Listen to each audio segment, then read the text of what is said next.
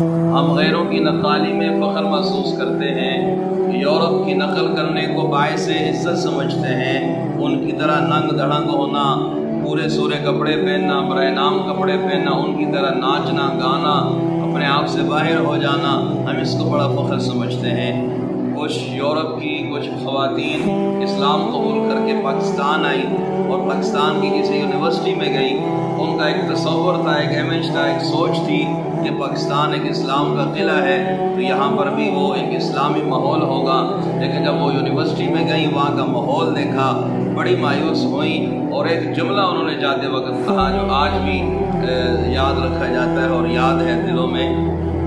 انہوں نے کہا کہ جس تہذیب کو ہم نے تھوک کر اسلام قبول کیا تھا مسلمان اور پاکستان کے لوگ اسی ہماری تھوکی ہوئی تہذیب کو چاٹ رہے ہیں۔ بہت بڑا لمحہ فکریہ ہے۔ اللہ میری ماؤں بہنوں کو شرم و حیا والی، عفت اور پردے والی زندگی نصیب کرے۔